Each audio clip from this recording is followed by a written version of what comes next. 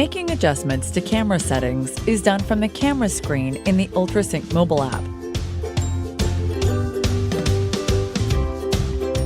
Once you're on the camera screen, select the settings icon that's associated with the camera you wish to adjust. It's the icon that looks like a gear and is located under the camera feed. We won't go through all the settings here. We'll only cover the more common ones. Let's start with Enable Audio. If you want to be able to have two-way conversations with people through the camera and your mobile device, then Enable Audio needs to be activated. Even if you just want to hear the sounds the camera is picking up, Enable Audio must be activated. Next is Motion and Event Setup. In order to trigger recordings and receive notifications when motion is detected by the camera, you'll need to turn on Enable Motion Detection. Once enabled, you have the option to select all or a portion of the viewing area for which you want the camera to activate when motion is detected. For example, if you only want the camera to activate when motion is detected in the lower left corner of the viewing area, you would press Start and then drag your finger along the screen of your mobile device to select the portion of the viewing area you wish to have active for motion detection. You can clear your selection and start over by pressing Clear All.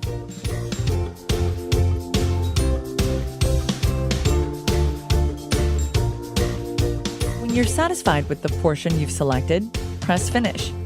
You may then modify the motion sensitivity by adjusting the slider bar. The higher you set the sensitivity, the greater the likelihood of detecting small and slower moving objects. Note: with motion detection enabled, you may select to receive notifications, have the hub chime, or have the camera record a clip when a motion event occurs. Select Done to save the changes. Next are the audio-video settings. Unless already changed, Night mode will be defaulted to auto. When there's enough light in the area around the camera will operate in normal or day mode.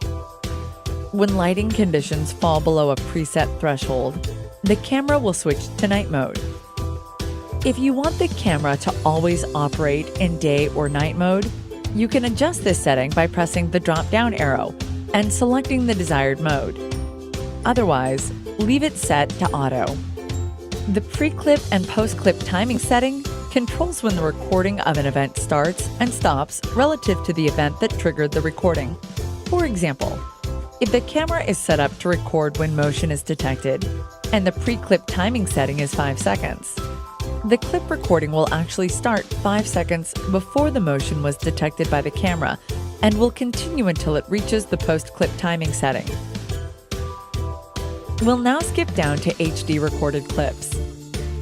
You may choose to record clips in high definition. Just keep in mind that high definition clips take up more storage space than standard definition clips. They also take longer to load when played back. Increasing the resolution and frames per second will also increase the size of the clip. The next setting we'll cover is Show Date and Time. This setting is defaulted to On. When set to On, the date and time is displayed in the upper left corner of the video feed. If you prefer the date and time not to be shown on live look-ins and recorded clips, turn this off by sliding the toggle to the left. Select Done to save changes to the audio-video settings. When finished making changes to the camera settings, press Done, and your changes will be saved.